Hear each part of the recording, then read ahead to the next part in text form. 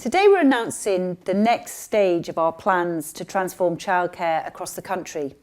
Now, I know that childcare costs are a huge cost for parents and often worrying, but it's not only the knock-on effect on households, it's the effect it has on careers and choices in working lives. That's why we want to make sure that all working parents have better access to affordable, flexible and quality childcare whenever they need it.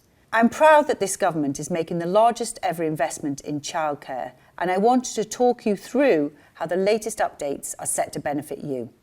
Firstly, we're launching an updated tool, available now on childcarechoices.gov.uk, to help you find out what childcare support you can access both now and in the future. This new tool will give you personalised information about exactly what childcare support you can apply for and when. Secondly, we are providing new investment today in the form of a £100 million capital funding boost to deliver thousands more early years and wraparound childcare places. As we expand our offer, we're allocating local areas their share of £289 million so that they can scale up wraparound childcare for all primary school children.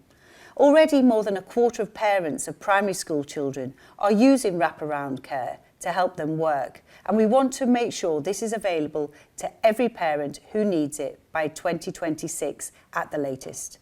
We're doing everything we can to make sure all working parents can access the high quality childcare that they need so that no parent has to choose between a career or having a family.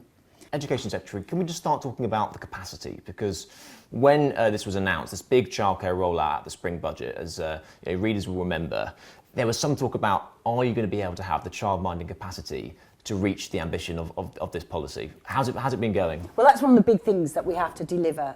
So one of the things that we're announcing today is some capital funding so that we can expand some of the existing nurseries, some of the existing provision in schools, but also to take new sort of spaces, etc. So that's part of the capital funding to help with the capacity.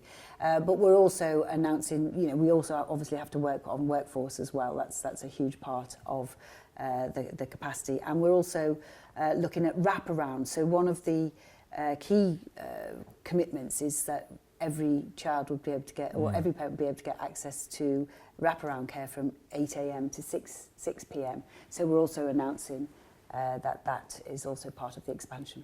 And you mentioned in your video op-ed that obviously childcare costs are crippling for a lot of families, and often is the choice between working and looking after their children. So I think that at the moment, isn't it, it's meant to kick in the full childcare at about September 2025. I mean, is there any possibility of speeding that up? Well, to be honest, it's already really quick programme. So the first entitlement will go up from April next year, when we'll increase by 15 hours. Then there'll be another increase. So we'll be stepping it up all of the time. We'll be stepping up the wraparound care all the time as well. The very latest wraparound will be by September 26, so every parent will have access to it then.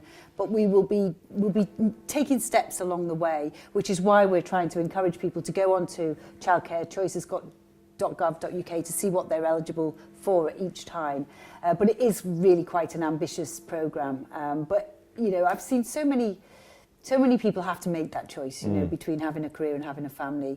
I've seen so many women that I've worked with who've, had to sort of, either forgo a career or forgo the next promotion or the next opportunity. So I think it's really important, and I really do want to make sure that we get it rolled out. But of course, we need to make sure it's delivered in a way that parents are happy with as well. Obviously, you've got this big package of measures to try and reduce childcare costs on parents. One of the reasons lots of nurseries and childminders say that it's so expensive and they're having to put costs up is because they're being absolutely killed on things like business rates and VAT. Is that something maybe in the autumn statement you think they could look at, the Chancellor could look at? What we've been looking at with childcare is making sure that the rates are sufficient enough. So we've worked with 10,000 businesses, childcare businesses, and we've worked with them to make sure that when we've increased the rates for 3 and 4-year-olds, we've had additional rates for 2-year-olds, and then we'll be announcing the rates for under 2-year-olds shortly, which will be a bit higher because obviously it's more childcare. The ratios are higher for younger kids, but that's the rates that we've been mostly focused on, to make sure that looking at within their existing business models that we have rates that mean that they can they can create a good business and make some money out of that. Do you think the Chancellor should go a bit softer on things like business rates for nurseries? Well, for this in particular, we've made sure we put the money into the rate. So when you work with 10,000 businesses, obviously that's the as is, what their business model is today. I'm sure the Chancellor will be getting lots and lots of people petitioning for lots and lots of ideas of how we can do things at the autumn statement. And so obviously lots of Sun readers obviously really, like lots of people in the country, really struggle with childcare costs. Can you promise them that when this all comes out of the wash and it's all kicked in, that they're not going to have to worry about childcare costs again? No, and I think it'd be really convenient as well, because we have maternity and paternity leave now up until 9 months old. So this will kick in from when your kid's 9 months old to when your child goes to school. So that is, the period that we're going to make sure that there's 30 hours free childcare during term time for all working parents. But then on top of that, for all primary school age children, that there is an 8 a.m.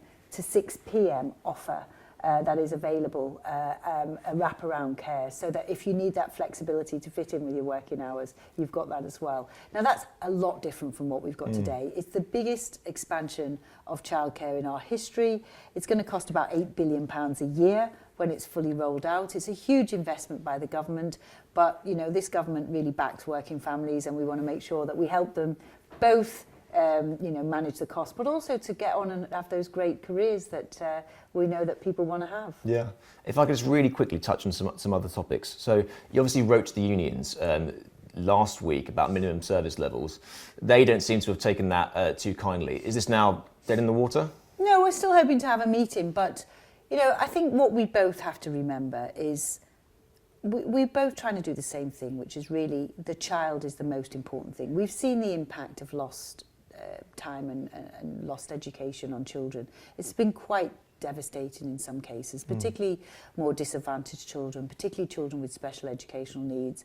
We really do need to put them first, and that's all we're trying to do, to make sure that we have some minimum service levels so that their education is not impacted. It's a really precious gift, education. We don't get that long at it, and we do need to make sure that we support children to get the education they need and they deserve.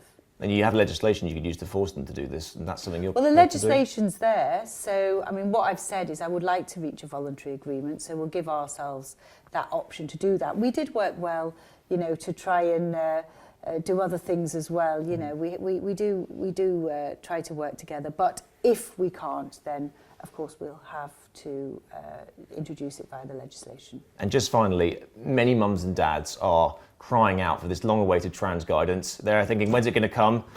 When is it going to come? Well, I think it's actually probably the schools that are crying out for it even more, because they do want that. We are working on it. It is tricky to do. It won't be that long now. We've been working on several drafts, myself and Kemi Badenoch, the Equalities Minister, and we've been looking at all the legal implications as well as that. So it's not hopefully that long. We are working on it. It is a tricky subject, and we've wanted to take the time and care to get it right. By the end of the year? Well, I'm hoping it will be not that long, so fair enough. Yeah, I'll let you know as soon as. And is it going to need legislation or not? Well, it is non-statutory guidance, so that is another factor. What can you put in non-statutory guidance, and obviously that is the status of the document. Make sure you sign up to get updates to find out what you're entitled to as we expand the offer of free childcare from 9 months until your child goes to school. For more information on the support you can access, head over now to childcarechoices.gov.uk.